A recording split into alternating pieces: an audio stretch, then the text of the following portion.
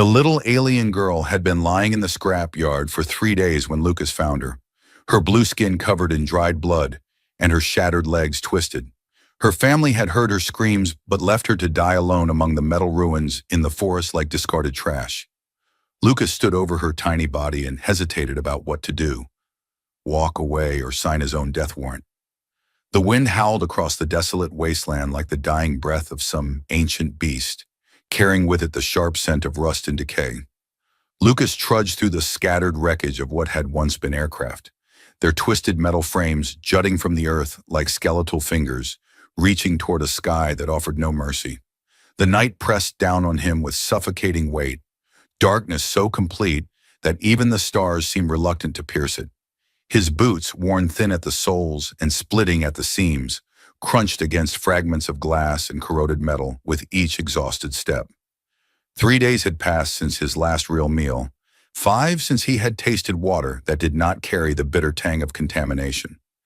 His body screamed for rest, muscles trembling with fatigue, but he forced himself to continue searching through this graveyard of forgotten machines. Somewhere in this endless field of debris, there had to be something worth salvaging, a panel he could trade for food, a length of wire he could barter for clean water. Even a single boulder screw might mean the difference between survival and slow starvation. The dumping ground stretched before him in every direction, a maze of destruction that seemed to have no end. Crashed vessels lay half buried in sand and earth, their surfaces eaten away by years of exposure to the elements. Trees had grown up through the wreckage, their branches tangling with rusted wings and shattered cockpits, creating grotesque sculptures of nature and machine. Dead leaves rustled against metal in the wind, producing a sound like whispered warnings that made the hair on the back of Lucas's neck stand on end. He paused to catch his breath, leaning heavily against the tilted fuselage of what might once have been a cargo transport. The metal was cold beneath his palm, radiating a chill that seemed to seep into his bones.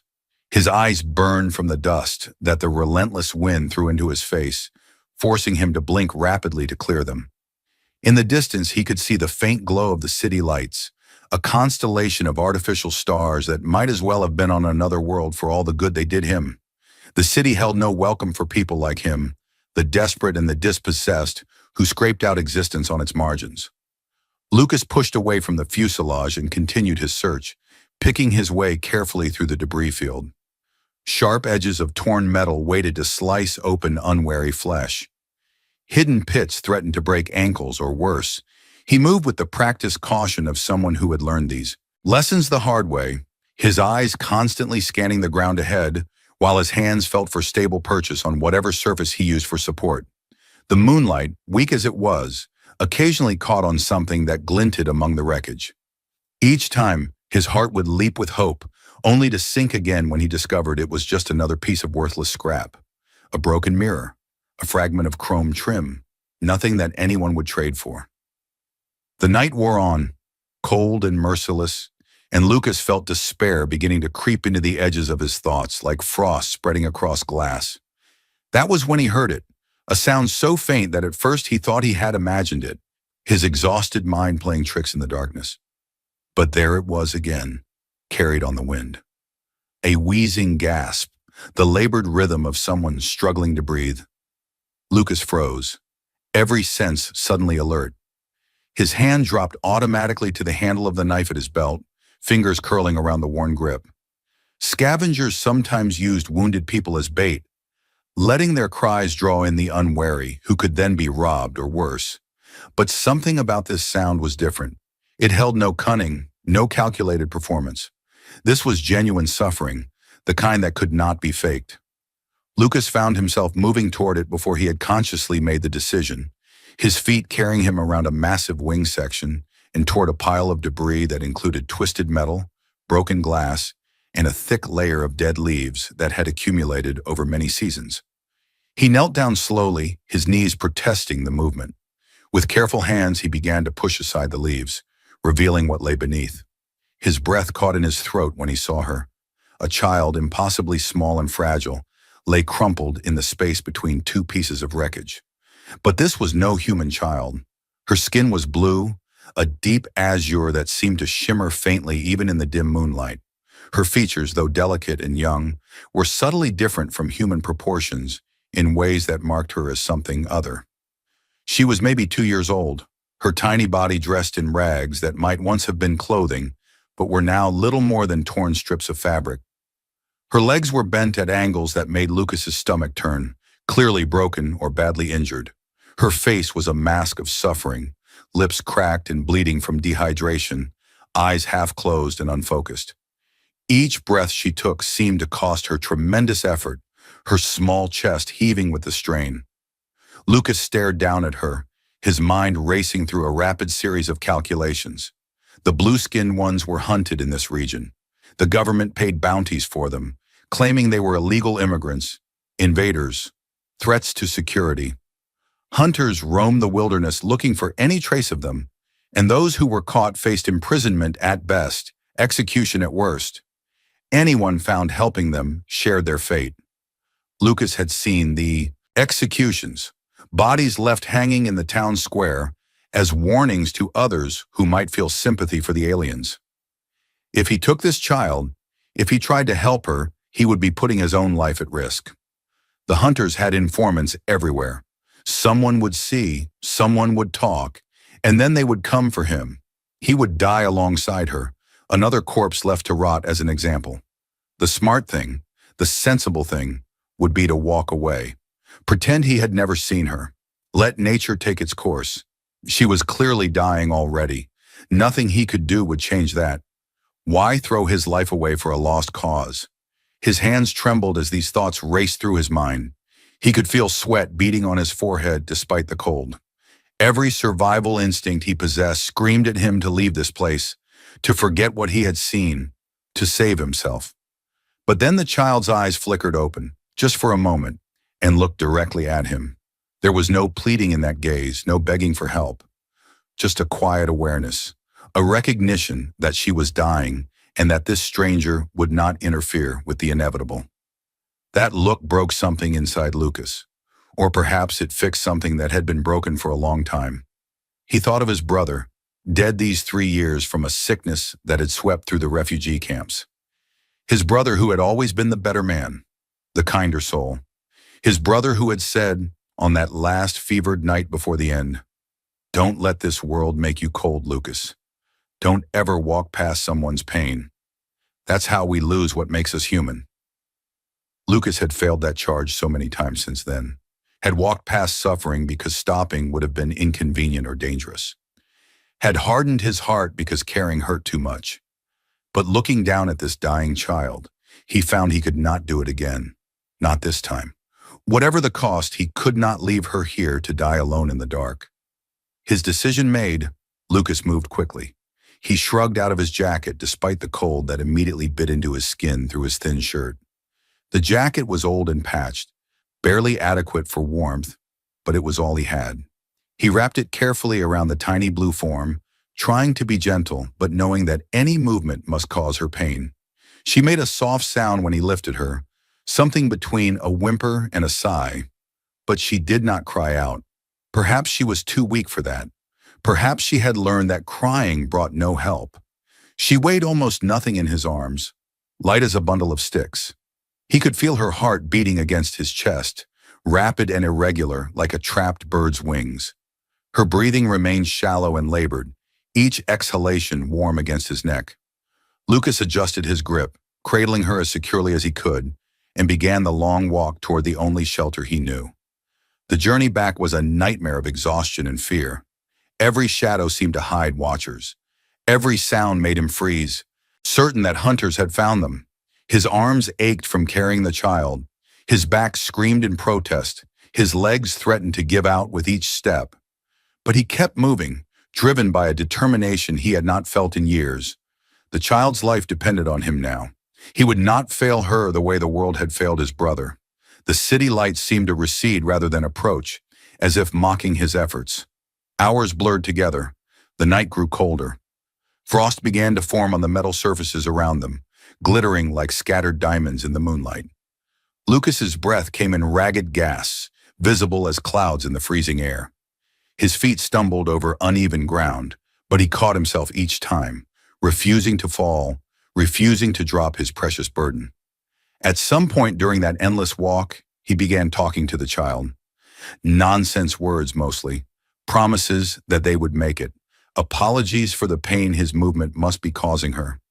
Stories about his brother, about better days, about a world that might still exist somewhere beyond this wasteland.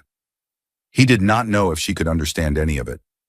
She gave no sign of hearing, her eyes remaining closed, her small body limp in his arms. But talking helped keep the despair at bay, helped him focus on something other than the agony in his muscles and the certainty that they would both die before reaching safety. Finally, when Lucas thought he could not take another step, when his vision had narrowed to a tunnel and his legs were shaking so badly he could barely stand, he saw it.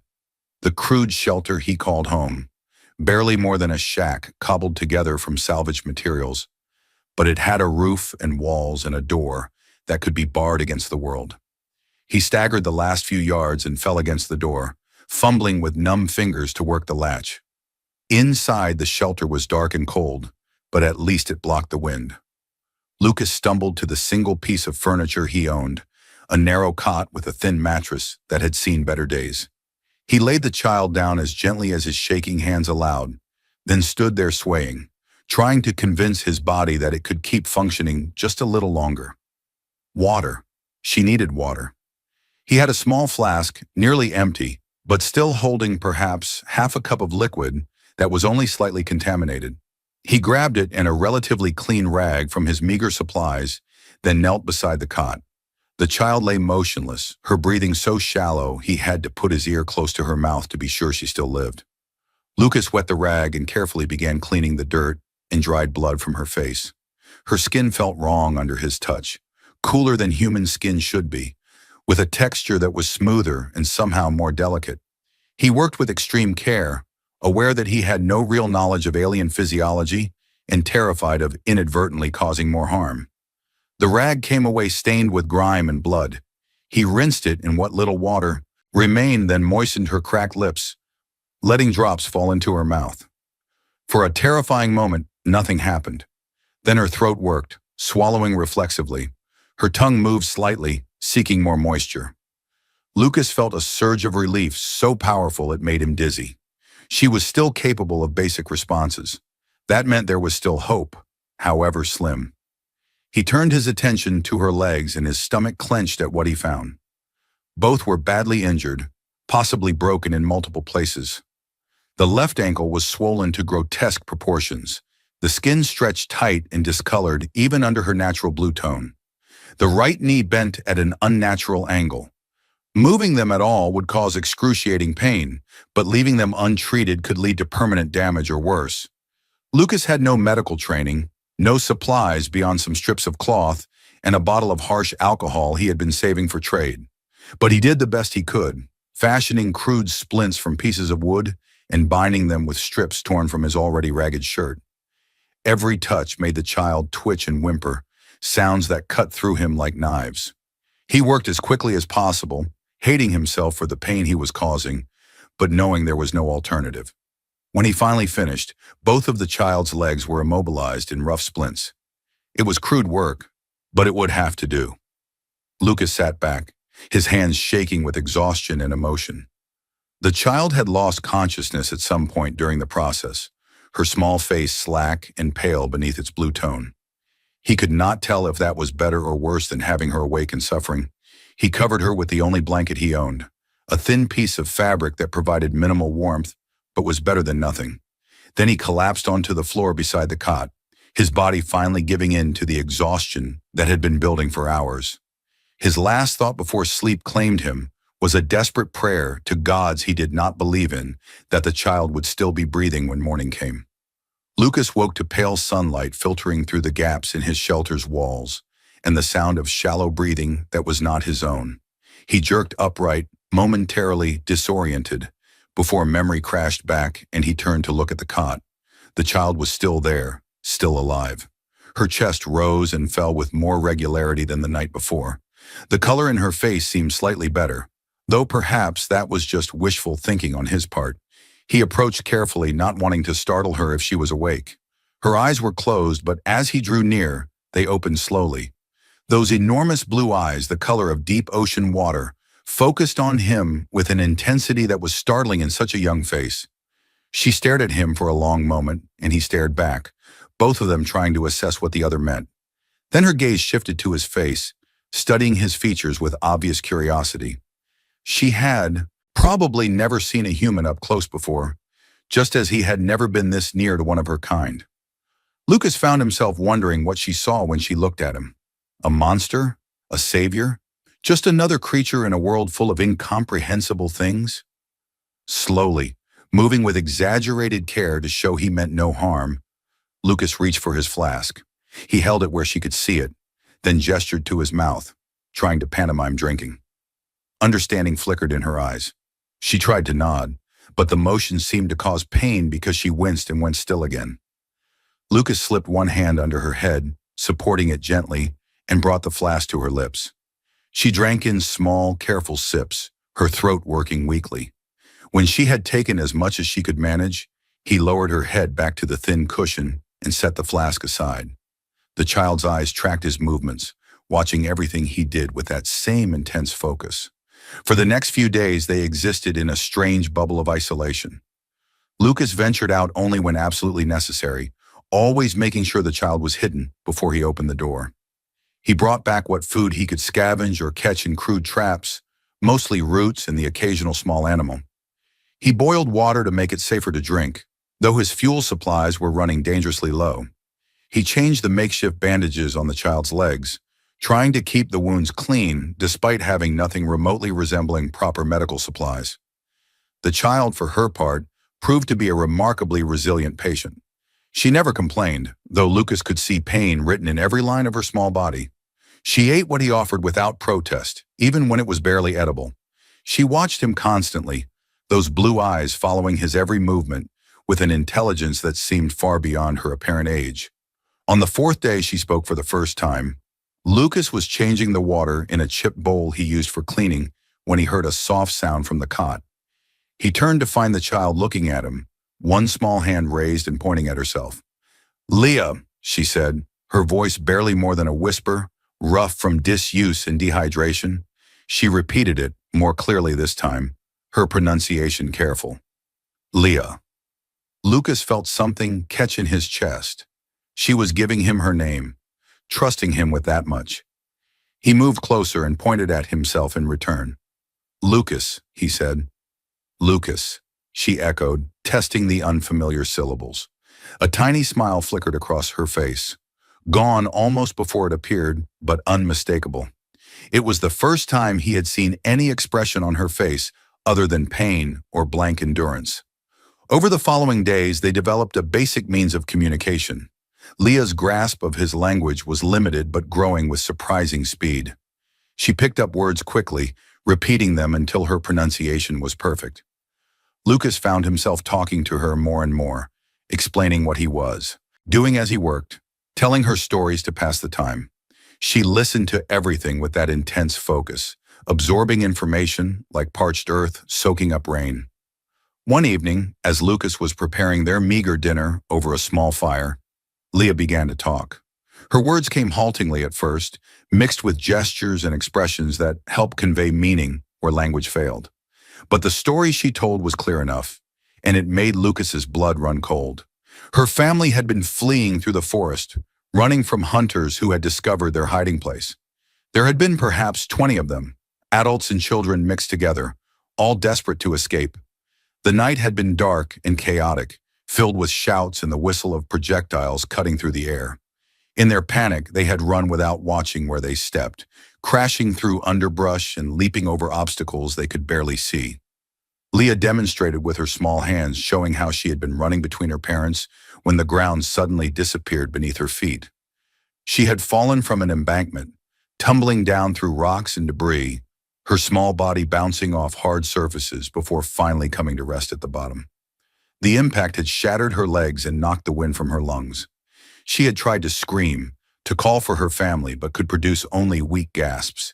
She had heard them above, calling her name, their voices frantic with fear and grief. They had searched, moving along the top of the embankment, but the darkness and the thick vegetation had hidden where she had fallen. And all the while, the sounds of pursuit had been growing closer. Shouts of hunters, the baying of tracking animals, the crack of weapons discharging. Leah's voice broke as she described what happened next. Her father's anguished cry when her mother had grabbed his arm and pulled him away. The debate that had lasted only seconds but felt like an eternity. The terrible logic of survival that said they could not stay, could not keep searching, could not sacrifice the many for the one. The sound of footsteps retreating, growing fainter, disappearing entirely. And then the silence broken only by her own labored breathing and the distant shouts of the hunters who continued their pursuit of her fleeing family. She had lain there for hours, maybe days, she was not certain. Time had lost meaning as pain and thirst and cold slowly devoured her. She had watched the sky through gaps in the vegetation, seeing sun and moon trade places, feeling rain that she could not reach to drink. Insects had crawled across her skin. Small animals had investigated her motionless form, deciding she was not worth eating yet, but would be soon enough. She had accepted that she was going to die, had made peace with it in whatever way a child of 2 could. When she heard Lucas approaching, heard his boots crunching on debris, she had thought he was just another scavenger come to pick through the wreckage. The shock of being lifted, of feeling arms around her after being alone for so long, had been almost too much to process. As Leah spoke, her small hands moving to illustrate her story, Lucas felt rage building in his chest like a physical pressure. He understood the logic of what her family had done, understood that they had made the choice they thought necessary for survival. But understanding did not make it right. She was a child, their child, and they had left her to die alone in the dark. They had to, Leah whispered, her voice small and somehow already resigned to the cruelty of the world. Too dangerous. I slowing them. They choosing life. You were their daughter, Lucas said, his voice harder than he intended. They should have chosen you. Leah looked at him with eyes that held far too much wisdom for such a young face. You choose. You different. Lucas had no response to that. He turned back to the fire, using the need to tend it as an excuse to hide the emotions warring across his face. Anger at her family for their abandonment, grief for what she had endured, fear for what would happen when the hunters finally found them, because he knew they would eventually. And underneath it all, a fierce protective instinct that surprised him with its intensity. This child had been betrayed by those who should have protected her. He would not compound that betrayal. On the 8th day after Lucas had found Leah, everything changed. He was outside checking the crude alarm system he had set up around the perimeter of his shelter when he heard voices in the distance. Male voices, rough and loud, carrying clearly in the still morning air. His blood turned to ice. He dropped low and moved quickly back toward his shelter, staying in the shadows, his mind racing. Hunters. It had to be hunters. No one else came to this part of the wasteland unless they were searching for something specific. Had someone seen him carrying Leah? Had there been tracks he failed to conceal? Had some informant spotted him and reported to the authorities? It did not matter how they knew. What mattered was they were here, and they were searching. Lucas slipped back into his shelter and found Leah already awake, her eyes wide with fear. She had heard the voices too. Without a word, he moved to the cot and lifted her as gently as haste allowed. She wrapped her thin arms around his neck without being told, understanding instinctively that silence was survival. There was a space beneath the floorboards where Lucas kept his few valuables, barely large enough for a small child to hide. He had never thought he would need to use it for this purpose, but desperation bred creativity. He lowered Leah into the space, whispering urgent instructions. Stay quiet. Don't move no matter what you hear. I will come back for you. Leah nodded, her blue eyes enormous in the dimness beneath the floor. Lucas replaced the boards, covering them with the thin rug that normally lay there. Then he grabbed his knife, the blade notched and worn, but still sharp enough to be dangerous, and moved to wait by the door. The voices grew louder, and soon Lucas could make out words through the thin walls of his shelter. This is where the informant said he saw someone heading, carrying something small and blue. Probably just saw shadows. You know how these scavengers are, always looking for a reward. We check anyway. Mark's orders. He wants every alien found and dealt with. Heavy footsteps approached. Lucas forced his breathing to slow, his expression to calm. He needed to appear unconcerned, unthreatened, just another desperate man trying to survive in the wasteland.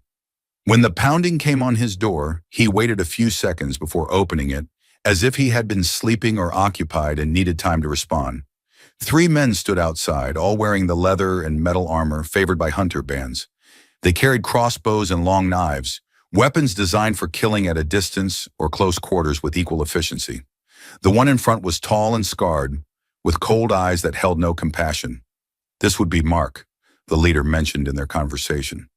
"Morning," Lucas said, his voice flat and disinterested. "Help you with something?" "Looking for aliens," Mark said bluntly. "Been told someone was seen around here carrying one. Small, blue-skinned. You seen anything like that?" Lucas shook his head, keeping his expression neutral. "Just me here, scavenging the dumping grounds like always. Haven't seen anyone else in days." Mark's eyes narrowed. "Mind if we look inside, just to be sure?" It was not really a question. Lucas knew that refusing would only confirm their suspicions. He stepped aside with a shrug that he hoped appeared unconcerned. "Help yourself. Not much to see." The three hunters pushed past him into the shelter. Lucas's heart hammered in his chest, but he kept his face blank as they searched his meager possessions. They kicked over his bedding, checked behind the few pieces of salvage he had stored against one wall, even looked in the bowl he used for washing. Their search was thorough, but not methodical enough to find the space beneath the floorboards, and especially with the rug concealing the seams. After several minutes that felt like hours, Mark turned back to Lucas with obvious frustration. "You living here alone?" "Like I said." "What about food, water? Got more supplies than one person usually has." It was true. Lucas had been gathering extra to feed Leah. He thought quickly. "Was supposed to meet a trading partner last week. They never showed. Still got the supplies I was going to trade away." Mark studied him for a long moment, clearly trying to decide if this explanation was believable. Lucas met his gaze steadily, putting every ounce of conviction he could muster into his expression. Finally, the hunter leader grunted and gestured to his men. "Let's go. Nothing here." They filed out, but Mark paused in the doorway and looked back at Lucas with an expression that sent chills down his spine. "If we find out you're lying, you'll hang alongside whatever blue skin you're hiding. Remember that." Then they were gone, their heavy footsteps fading into the distance. Lucas waited until he was certain they were out of earshot before allowing himself to breathe normally again. His hands were shaking as he moved to the floor and pulled up the boards. Leah lay curled in the tiny space, her face wet with silent tears. Lucas lifted her out and held her while she trembled against him, her small body shaking with the effort of having stayed quiet through the terrifying minutes of the search. He murmured reassurances, telling her she had been brave, telling her they were safe for now. But both of them knew the truth. They were not safe. The hunters suspected. They would watch this area more carefully now. It was only a matter of time before they returned with more men and conducted a more thorough search. The shelter was no longer secure. That night, after Leah had finally fallen into an exhausted sleep, Lucas sat by the small fire and tried to think. They needed to leave, but where could they go? The city would not take them. Other scavenger settlements would turn them in for the bounty. The wilderness was vast but offered little protection from hunters with tracking skills and determination. Then he remembered something Leah had mentioned days ago, almost in passing. Her family had found a bunker in the dumping grounds before the attack, an old military installation buried deep underground with tunnels that went far into the earth. She had described it as a place of metal rooms and echoing corridors, dark and cold but defensible. If they could find it, if it was still accessible, it might offer the shelter they desperately needed. When Leah woke the next morning, Lucas asked her about it. Could she remember where the bunker was located? Could she guide them there? Leah's brow furrowed with concentration. "Long way," she said slowly. "Many walks. But I remember. Trees in pattern, big wing pointing north, metal door and ground. Can you show me? Direct me?" She nodded slowly. "Yes, but hunters looking. Dangerous. Staying here is more dangerous now. They'll be back, and next time they'll search better." Leah considered this, her young face serious. Then she nodded again, more firmly. We go. Better than waiting for death. They spent the day preparing.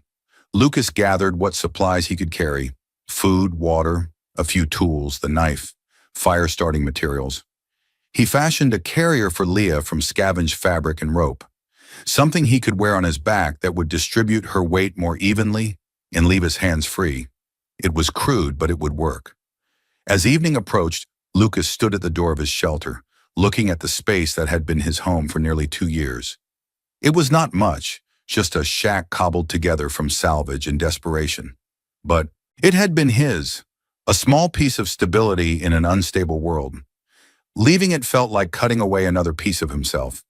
But Leah was more important than a structure, more important than his comfort or his safety. He had made a choice when he picked her up in that scrapyard, and he would see that choice through to whatever end it led them to. "Ready?" he asked her. Leah, secured in the carrier on his back, her arms around his neck, nodded against his shoulder. "Ready," she whispered. They left as the sun touched the horizon, using the failing light to cover their departure. Lucas moved as quickly as he dared, following Leah's whispered directions.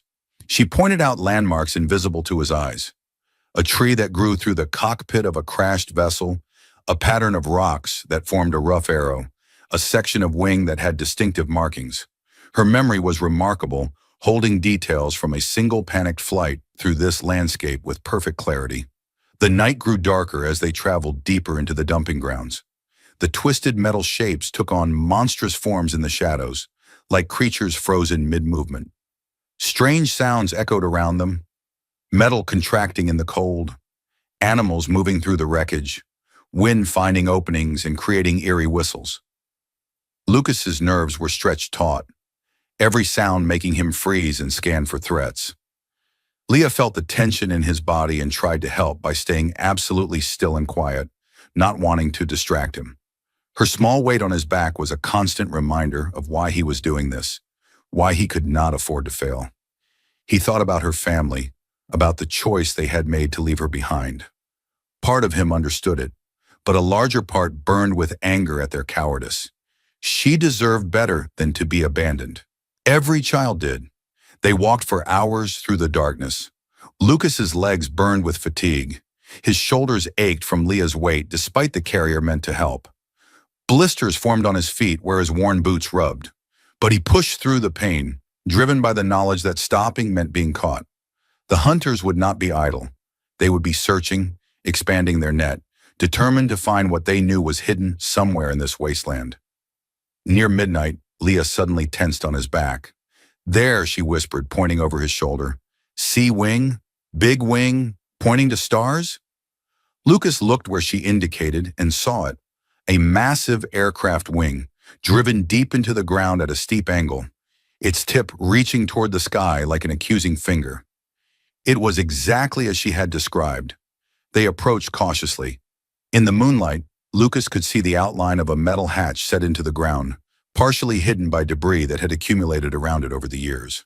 The lock had been broken long ago, leaving the hatch accessible to anyone who could find it. Lucas set Leah down gently and pulled the hatch open. Cold air rushed out from below, carrying the smell of old metal and stagnant water. A ladder led down into absolute darkness. Lucas lit the small oil lamp he had brought, its flickering light barely penetrating the gloom below. He looked at Leah, who gazed back with trust shining in her eyes. She was putting her life in his hands completely. The weight of that responsibility was crushing and uplifting at the same time. "I go first," he said. "You on my back. Hold tight and don't let go." Securing Leah once more, Lucas began the descent. Climbing down a ladder with one hand while holding a lamp in the other and carrying a child on his back was terrifyingly difficult. Each rung had to be tested carefully. Each movement had to be calculated to maintain balance. One mistake, one slip, and they would both fall into the darkness below. The ladder seemed to go down forever. Lucas's arms screamed from holding the lamp and gripping the rungs. His legs trembled with effort, but finally his foot touched solid ground. He stepped off the ladder and raised the lamp, revealing a long concrete corridor that stretched away into darkness in both directions. "Which way?" he asked Leah. She looked around, getting her bearings in the unfamiliar environment. Then she pointed to the right. That way, deep, more safe deep. They moved through the underground complex slowly. The tunnels branched and intersected in confusing patterns. Rooms opened off the main corridors, filled with the decaying remnants of whatever this facility had once been used for. Rusted equipment, broken furniture, papers that crumbled to dust at the slightest touch. Everything was covered in a thick layer of grime and the slow corrosion of abandonment. Water dripped somewhere in the distance, a steady rhythm that echoed eerily off the concrete walls. Their footsteps seemed impossibly loud despite Lucas's efforts to move quietly. The lamp's light created dancing shadows that transformed ordinary objects into threatening shapes. It was a place designed to house people, but time and neglect had turned it into something that felt actively hostile to human presence. Leah directed him through the maze with confidence, her memory guiding them unerringly. Left at this junction, straight through this section, right where the corridor split. Lucas marveled at her ability to remember such details from what must have been a terrifying flight through darkness. But he supposed survival sharpened the mind, made people notice things they might otherwise overlook. They had been walking for perhaps 30 minutes when Leah suddenly stiffened on his back. Her arms tightened around his neck, almost choking him. "Stop," she breathed, her voice barely audible. "Listen." Lucas froze, every sense straining. At first he heard nothing but the omnipresent drip of water and his own harsh breathing. Then faintly he caught it. Footsteps. Multiple sets, echoing through the tunnels behind them, and voices, distant but growing closer. The hunters had found the entrance. "Run!" Leah whispered urgently. "Next tunnel. Big room. Hide." Lucas did not question or hesitate. He ran, his boots pounding against the concrete floor, the lamp swinging wildly and creating crazy patterns of light and shadow on the walls. Behind them, shouts erupted as the hunters heard the sound of flight and gave chase. The tunnels amplified everything, making it impossible to tell how close pursuit actually was. Lucas's lungs burned. His legs felt like they were made of lead, but he forced himself to keep moving, to run faster, to put distance between them and the hunters. Leah clung to his back, her small body pressed tight against him, trusting him to save them both. They burst through a doorway into a larger chamber. Lucas's lamp illuminated stacks of crates, old military equipment covered in rust, and in the corner, several large barrels that might once have contained fuel or supplies. There was another door on the far side of the room, but when Lucas tried it, he found it chained shut from this side. No way out. They were trapped.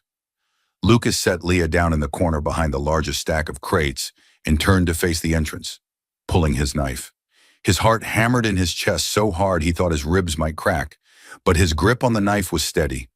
If this was where their flight ended, he would at least make the hunters work for it. He would not let them take Leah without a fight. 3 men burst into the room moments later. Mark was in the lead, his scarred face twisted with fury. He carried a crossbow already loaded and aimed. Behind him came 2 others, one tall and one shorter, both armed with long knives that gleamed wickedly in the lamplight. "End of the line, traitor," Mark snarled. "Hand over the blue skin, and maybe we'll make your death quick." "She's a child," Lucas said, his voice flat and hard. "She's done nothing wrong." "She exists," Mark spat. "That's crime enough. They don't belong here. None of them do." "Neither do you," Lucas shot back. "Last time I checked, hunting children wasn't exactly honorable work." Mark's face darkened with rage. "You want to die protecting an animal? So be it." The crossbow bolt flew before Lucas could react. He threw himself sideways, the bolt whizzing past close enough that he felt the wind of its passage. It buried itself in a wooden crate behind him, with a solid thunk. Lucas rolled to his feet and grabbed a length of metal pipe from the floor, swinging it in a wide arc that forced the 2 knife wielders to leap back. The shorter hunter came in low, blade flashing toward Lucas's stomach. Lucas parried with the pipe, metal ringing against metal, then drove his knee up into the man's face. There was a sickening crunch and the hunter stumbled backward, blood pouring from his nose. But while Lucas was focused on that threat, the taller hunter had circled around. He slashed at Lucas's back, and only instinct made Lucas twist away at the last second.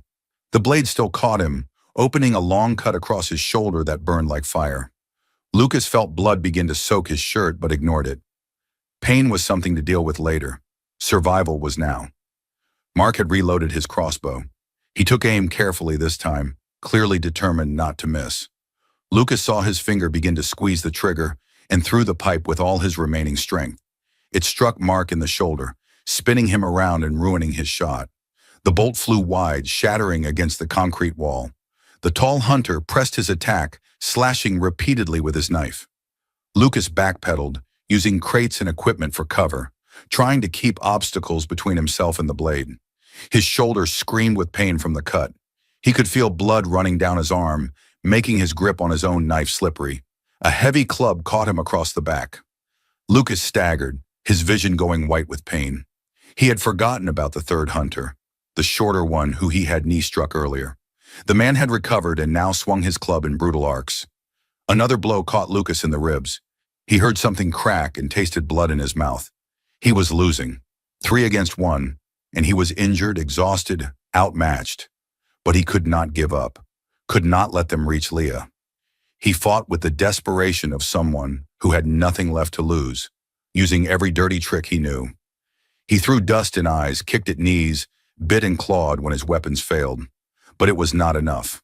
Mark grabbed him from behind, strong arms pinning his own arms to his sides. Lucas struggled, but the hunter leader was larger and stronger, and Lucas had no leverage. The tall hunter approached with his knife raised, a vicious smile on his face. "Should have taken the deal when you had the chance," Mark hissed in his ear.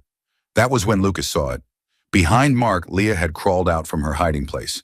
Her legs dragged uselessly behind her, but she pulled herself forward on her arms with determination written in every line of her small body.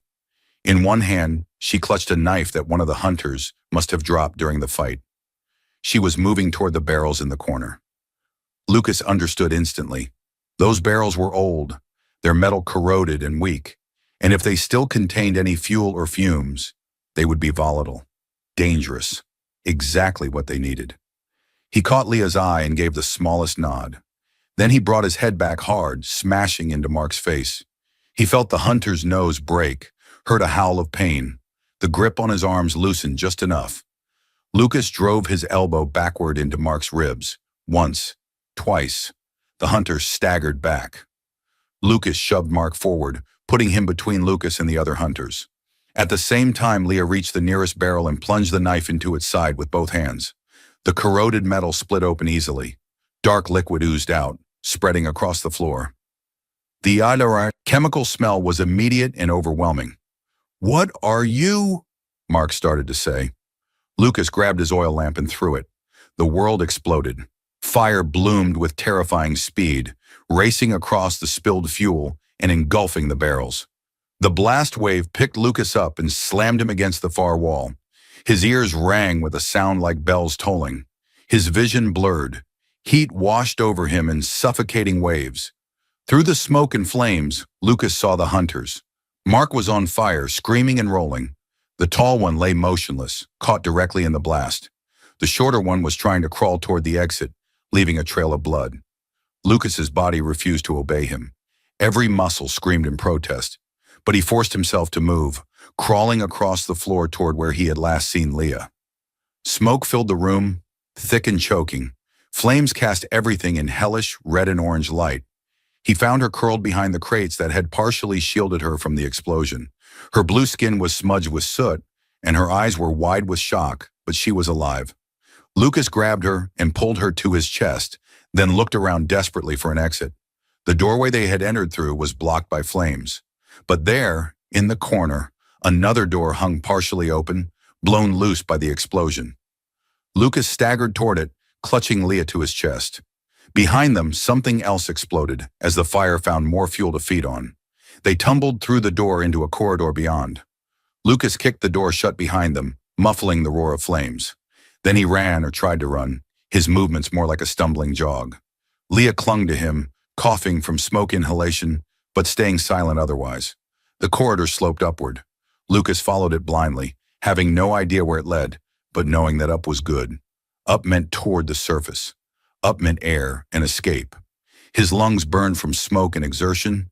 The cut on his shoulder had reopened during the fight, bleeding freely. His broken ribs grated with every breath. But he kept moving.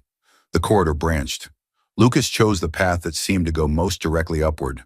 Then it branched again, and again. He was hopelessly lost in the underground maze. But as long as he kept climbing, he had to eventually reach the surface. Behind them, he could hear the fire still raging, and perhaps voices shouting, though the sounds were distorted by distance in the echoing tunnels.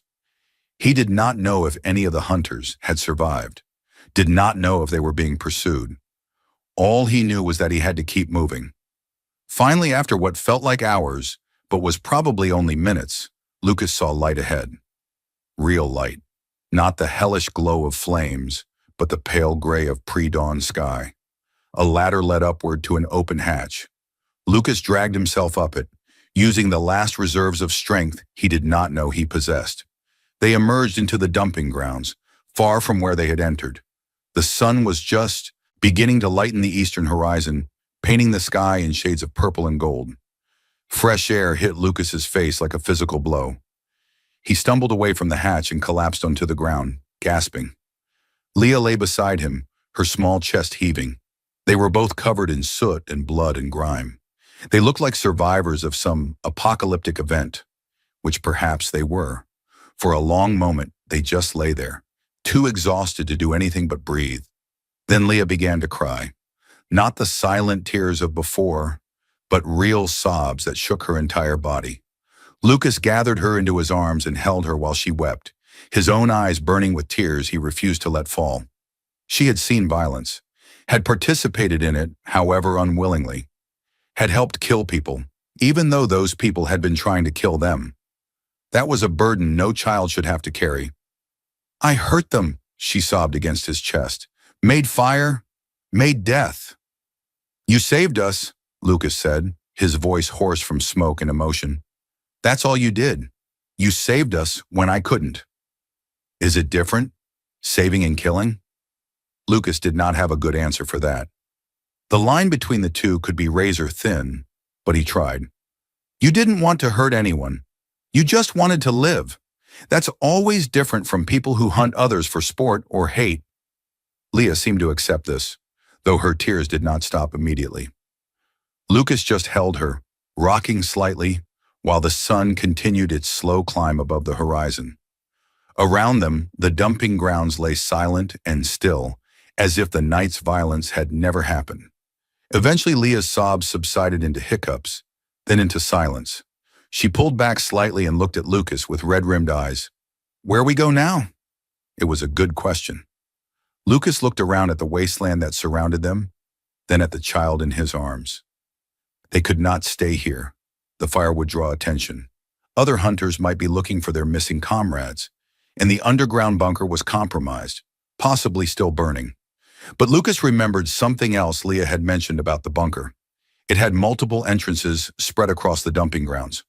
Her family had found at least 3 different access points during their brief stay. If one entrance was compromised, perhaps another would still be safe. "Can you remember where the other entrances were?" he asked Leah. She thought for a moment, then nodded slowly. "One was near Split Tree growing 2 ways, far from here. Can you point me in the right direction?" Leah looked around, using the rising sun to orient herself. Then she pointed to the southeast. "That way, long walk." Lucas stood, lifting Leah with him. Every muscle protested, his shoulder throbbed, his ribs made breathing an exercise in pain management. But they needed to move. Rest could come later, after they had found shelter. They walked through the morning as the sun climbed higher and the day grew warmer. Lucas moved slowly, conserving strength, stopping frequently to rest. Leah rode on his back, pointing out landmarks and corrections to their course. Despite everything she had been through, her memory remained sharp and her directions precise. They reached the Split Tree around midday. It was exactly as she had described, a large tree that had grown twin trunks, creating a distinctive V-shape that made it easy to identify. Near its base, hidden by overgrown vegetation, was another metal hatch. This one was locked, but the lock was old and corroded. Lucas broke it with a rock and pulled the hatch open. The smell that wafted up was less oppressive than at the other entrance, suggesting better ventilation, Or perhaps just a different section of the complex. They descended into the darkness once more. This entrance led to a different section of the bunker, one that seemed to have been used for storage rather than operations. Large rooms filled with rotting crates, corridors lined with empty shelves. Everything covered in decades of dust and decay. But it was dry and defendable, and most importantly, it was not currently on fire. Lucas found a room that had only one entrance and seemed structurally sound. He set Leah down gently, then collapsed against the wall, finally allowing his body to shut down. He woke to gentle pressure on his shoulder. Leah was dabbing at his wounds with water from their flask and strips of cloth torn from her own ragged clothing. The cut on his shoulder had stopped bleeding, but it would need better treatment than they could provide here. His ribs were likely cracked if not broken, but there was nothing to be done about that except wait for them to heal. "You sleep long time," Leah said softly. "Sun gone now. Night again." Lucas had slept through the entire afternoon. He tried to sit up and immediately regretted it as pain lanced through his side. Leah pushed him back down with surprising strength for such a small child. "You hurt bad. Need rest more." "We need supplies more," Lucas argued. "Food, water, medicine." "Tomorrow," Leah said firmly.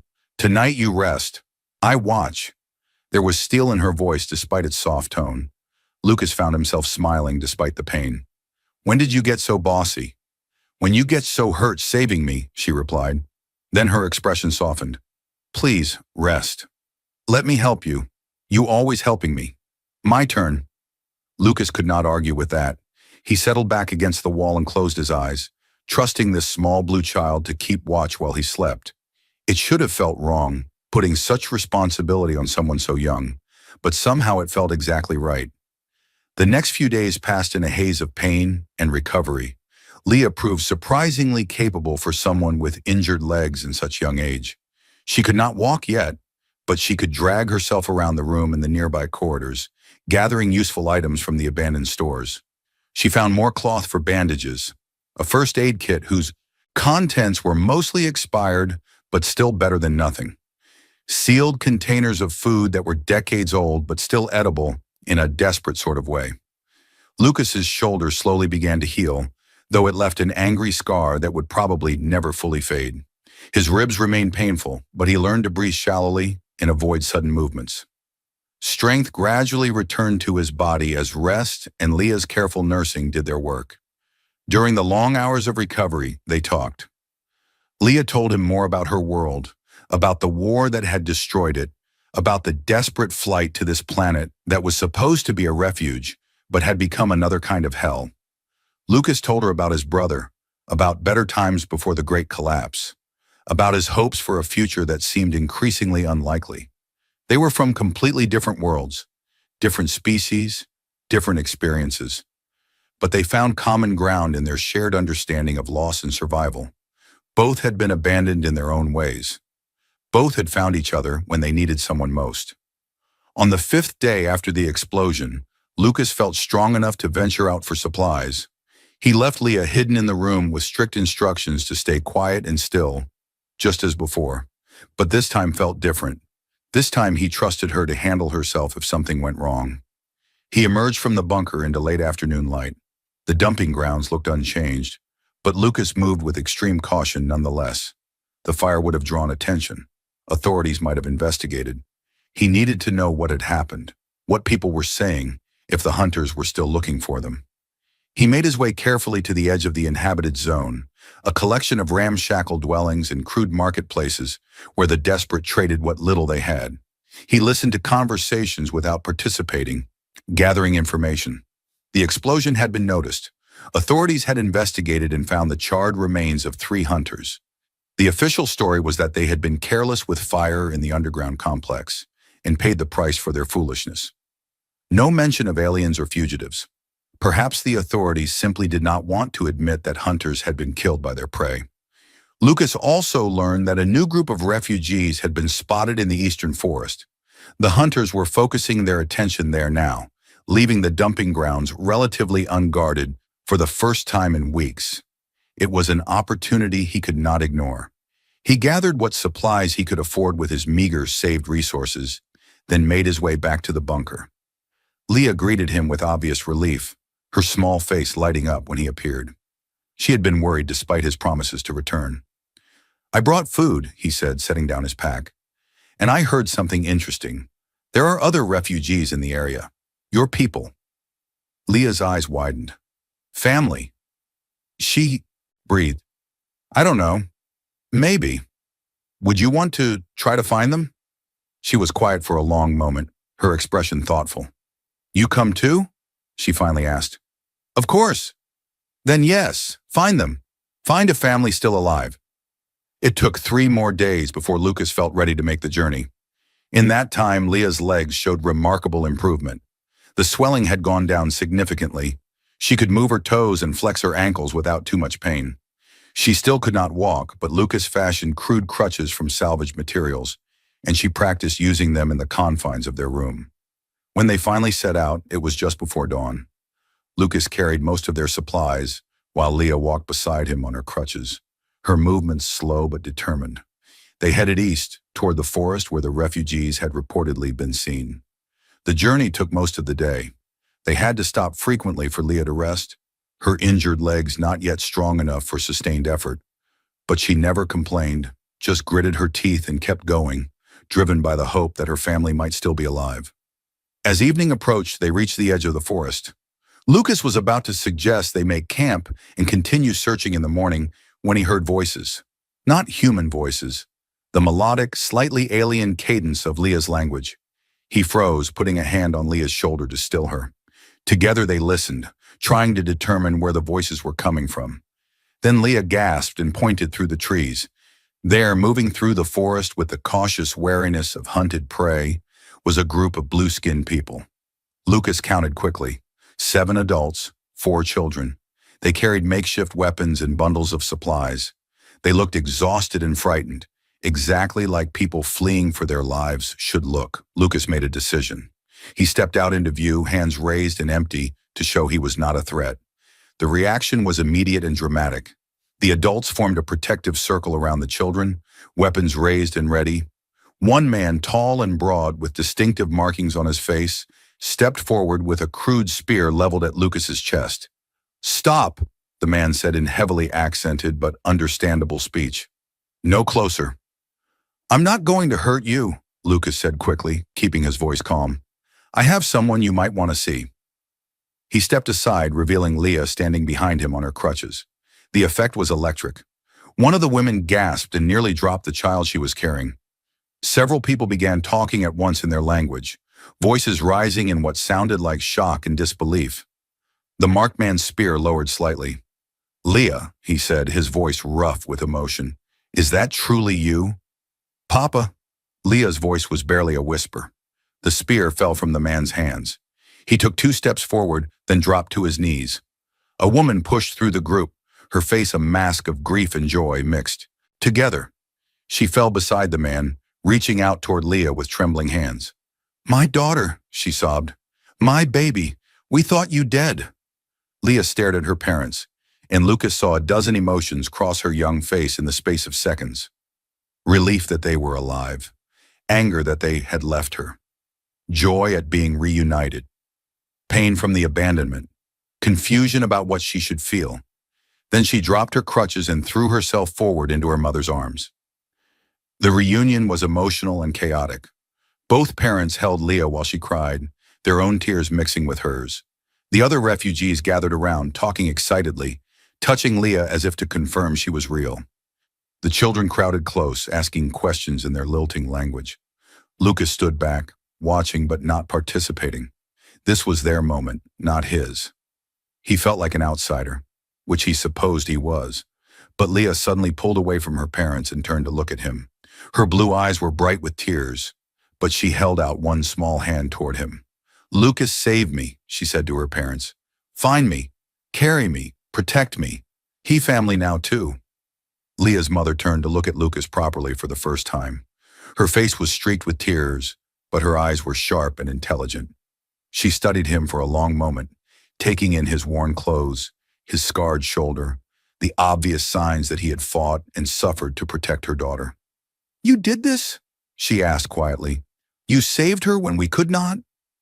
Lucas nodded, uncomfortable with the intensity of her gaze. I found her in the dumping grounds.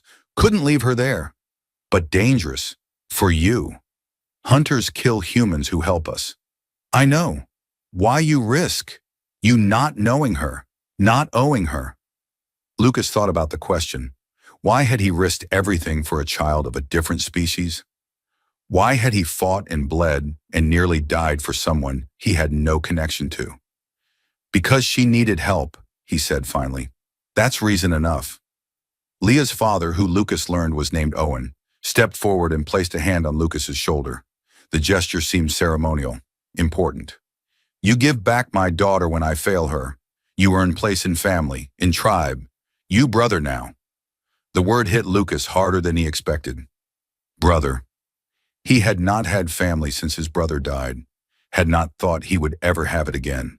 To be offered it now by people who had every reason to hate humans was almost overwhelming. I don't know what to say, Lucas admitted.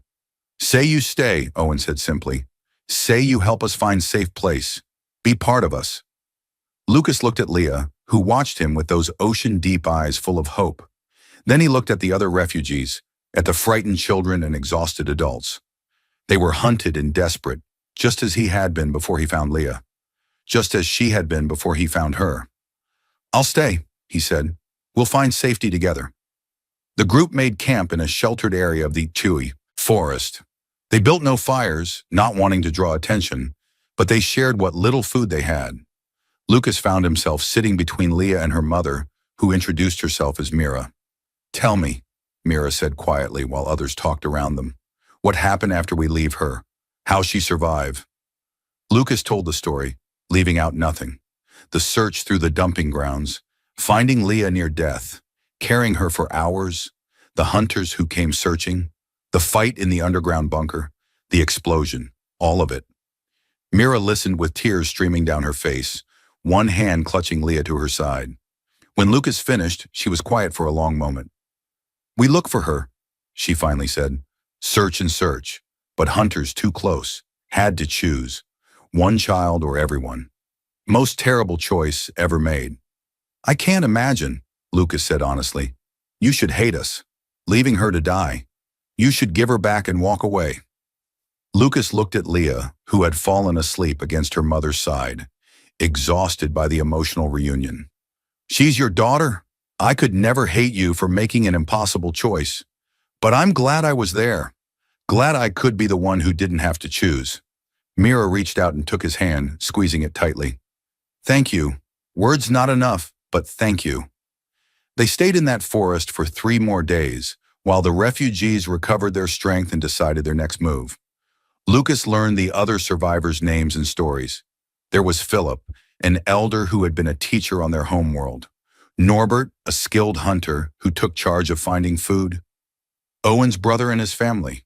Other survivors from different families, all thrown together by tragedy.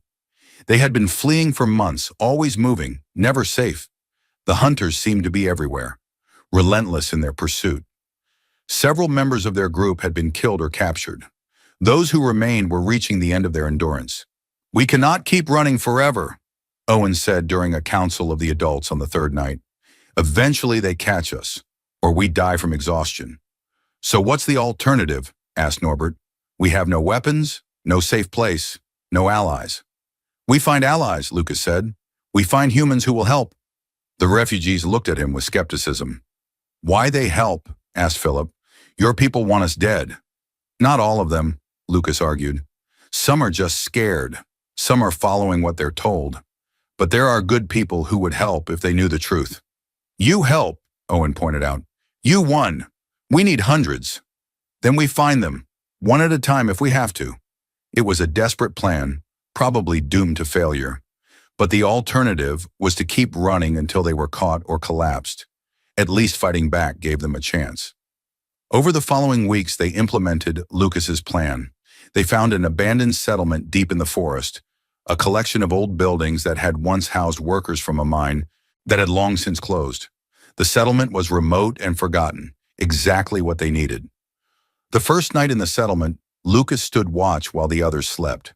The old buildings creaked and groaned in the wind, sounds that reminded him too much of the hunters moving through darkness.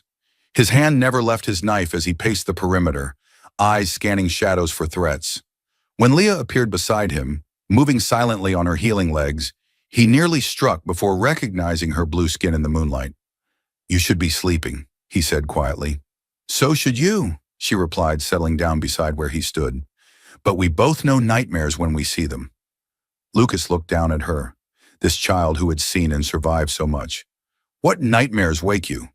"Fire, explosion, hunters screaming."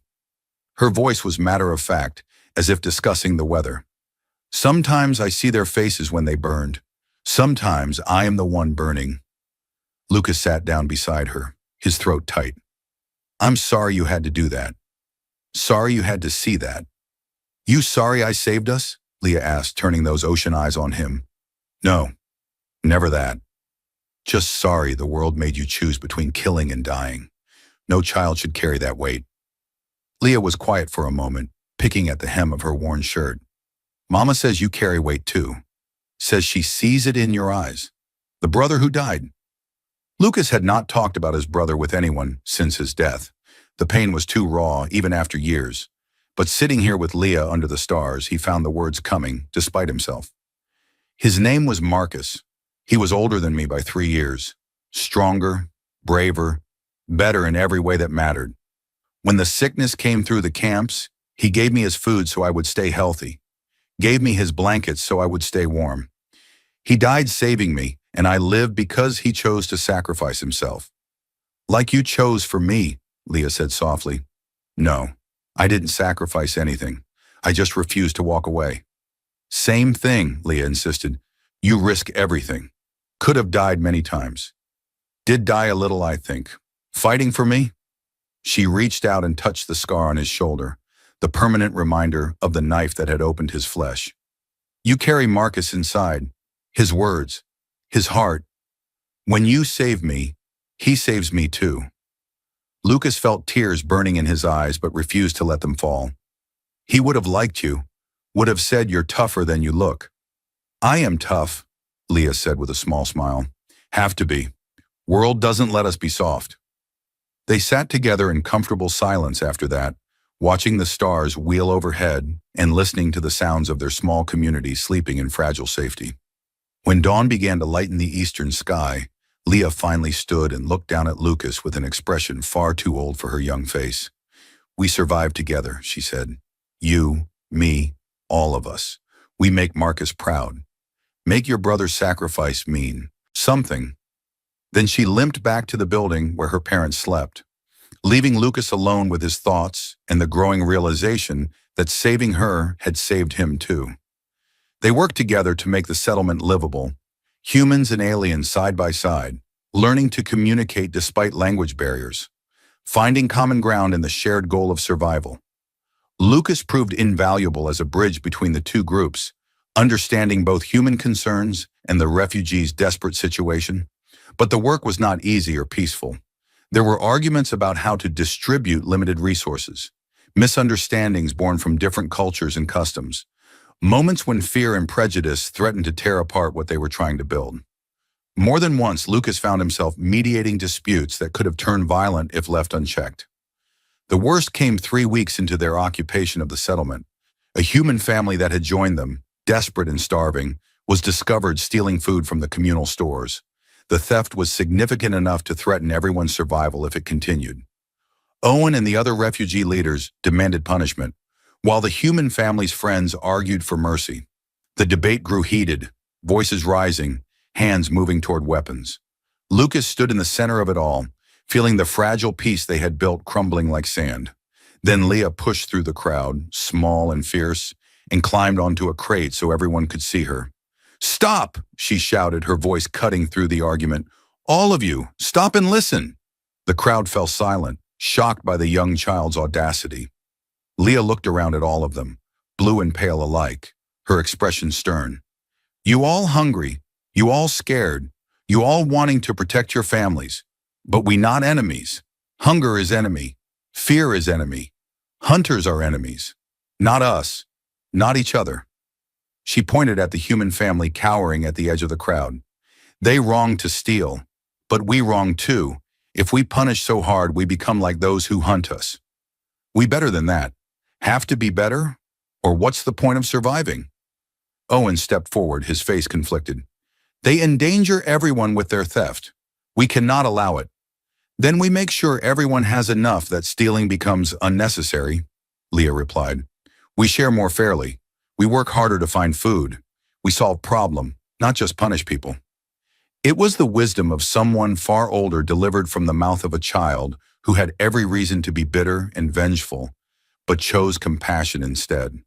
The crowd shifted, tempers cooling, people beginning to nod in reluctant agreement.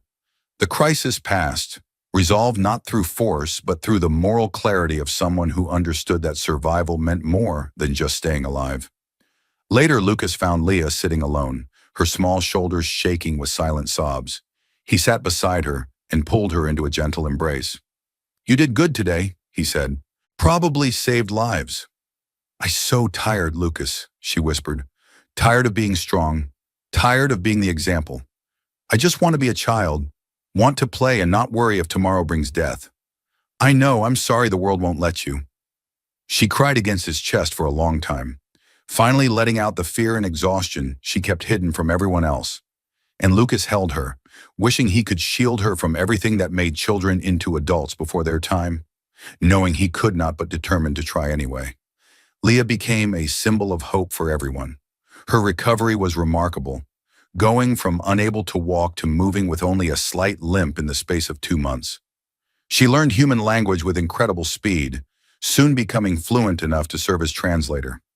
She moved between groups effortlessly, making friends with both human and alien children, showing everyone that cooperation was possible. But while they were building their small community, the world outside was not standing still. The hunters were becoming more organized, more systematic in their searches. The government was offering larger bounties. Anti-alien sentiment was being deliberately stoked through propaganda and fear-mongering. Lucas knew they could not hide forever. Eventually they would be found. And when that happened, they needed to be ready. He began making trips to distant settlements, carefully feeling out who might be sympathetic to the refugees' plight. He found pockets of resistance, doctors who had treated injured refugees and could not see them as enemies, merchants who had traded fairly with them, farmers who had worked alongside them and learned they were just people trying to survive. It was not much, but it was a start.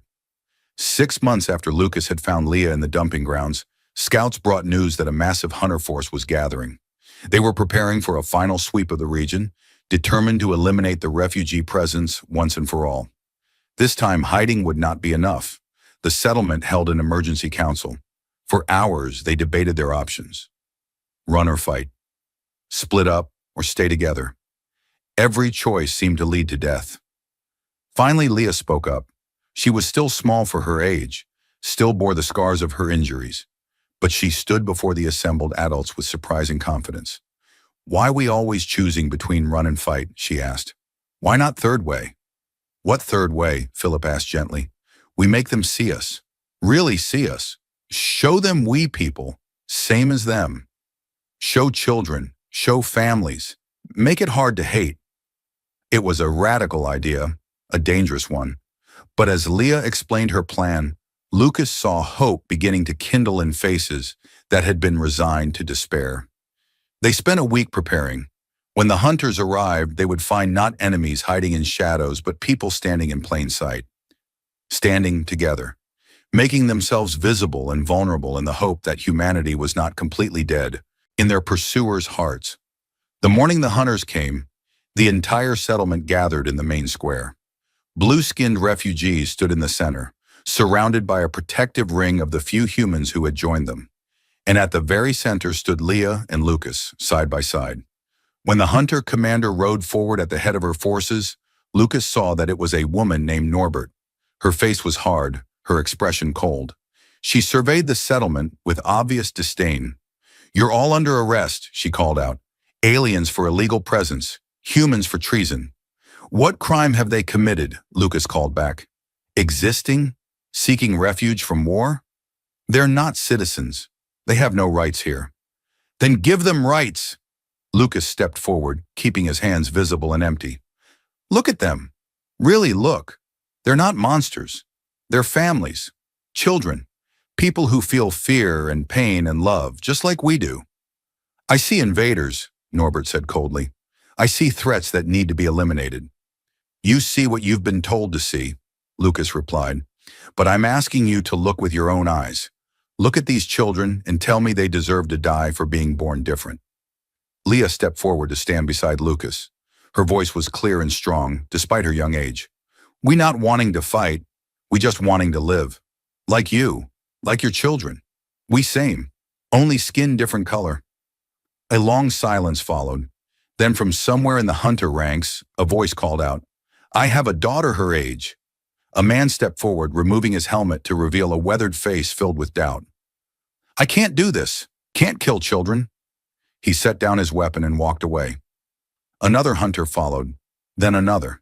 Within minutes, nearly a third of the force had deserted, unwilling to participate in what they could now see clearly as murder. Norbert's face purpled with rage. Cowards! Deserters! I'll have you all. You'll have nothing, Lucas said firmly. This ends now. No more hunting. No more killing. These people are under our protection. If you want them, you'll have to go through us. Norbert's hand moved to her weapon, but too many of her hunters had left.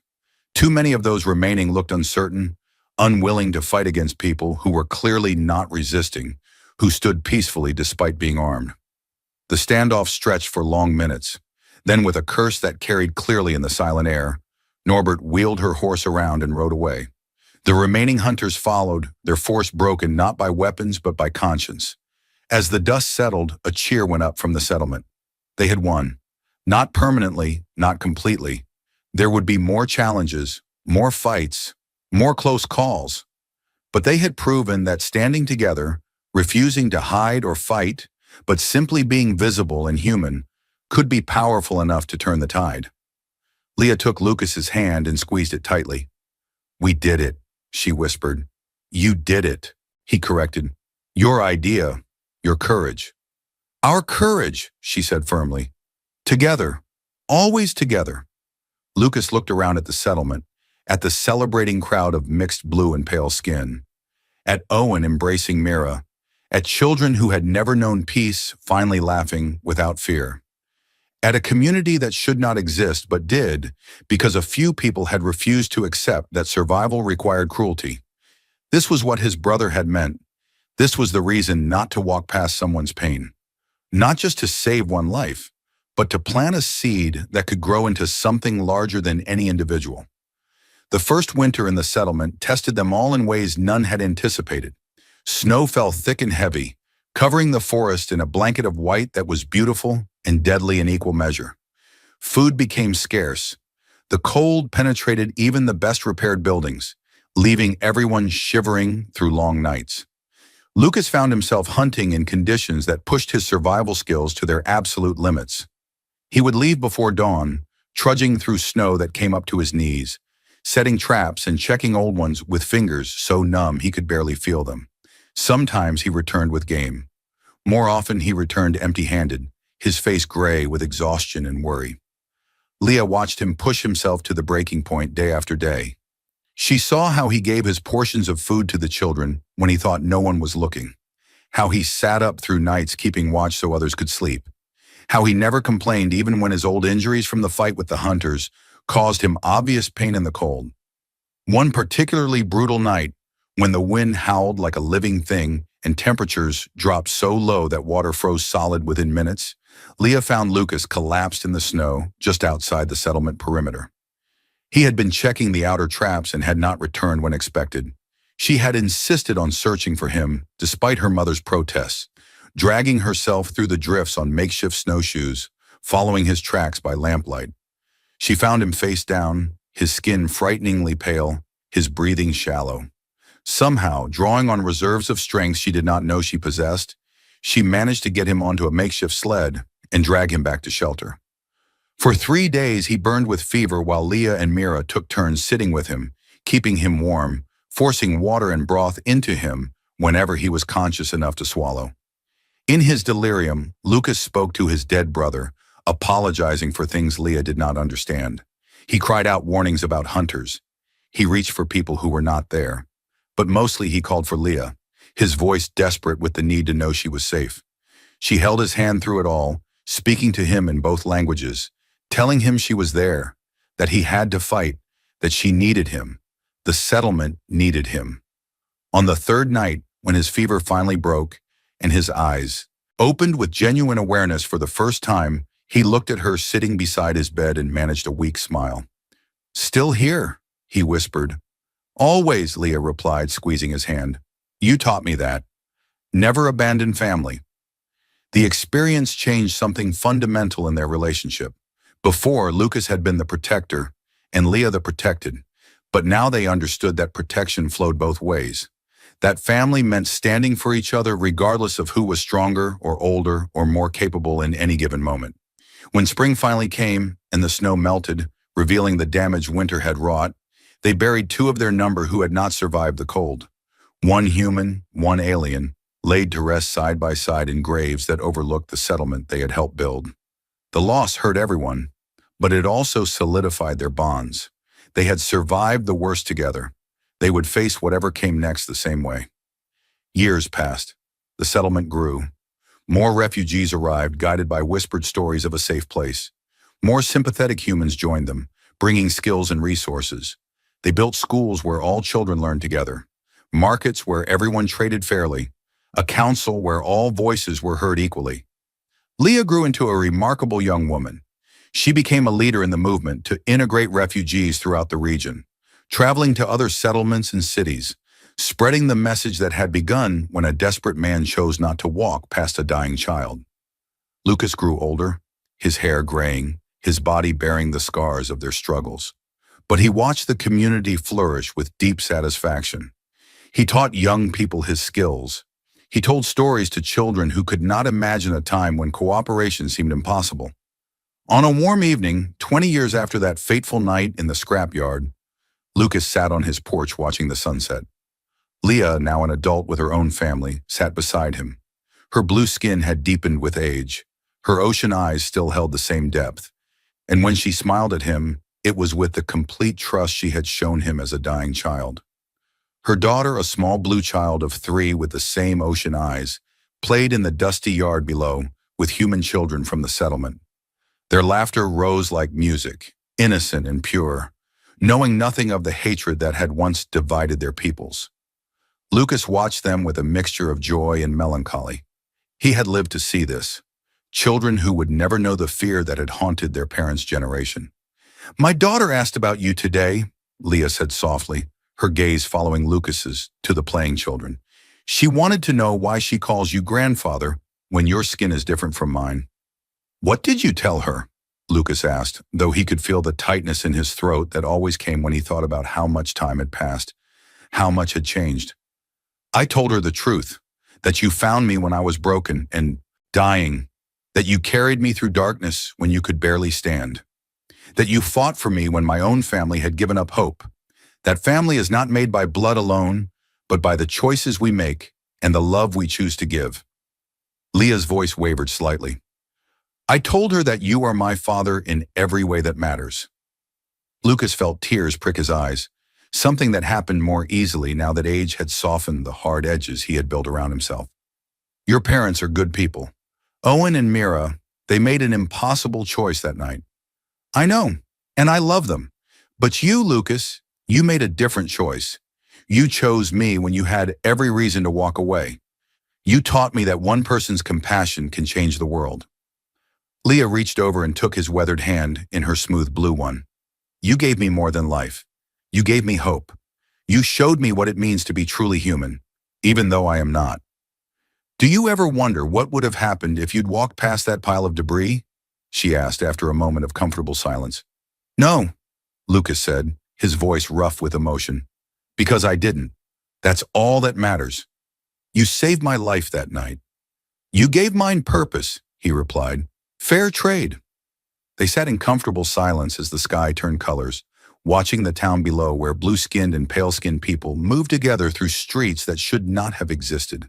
A town built on the foundation of one exhausted man's decision not to abandon a suffering child. Thank you, Leah whispered, for carrying me, for fighting for me, for showing me that family isn't about blood or appearance. Thank you for trusting me, Lucas said, for teaching me that humanity isn't found in how we look, but in how we choose to treat each other. The stars came out one by one as darkness fell. The town lit its lamps. Life continued in all its messy, beautiful complexity. And two souls who had found each other in the darkest moment sat together, bound by a choice that had changed everything. Below them, Leah's children played with human children in the square, their laughter rising on the evening breeze. Blue skin and pale skin chasing each other without thought of difference. Owen walked arm in arm with Mira, both aged now but still strong. Norbert passed by, waving up at them with a smile that held memories of harder times overcome together. Because family was not about blood or skin color or species. It was about who stood beside you when the world turned dark, who carried you when you could not walk, who refused to abandon you when everyone else had. Family was choice, and they had chosen each other.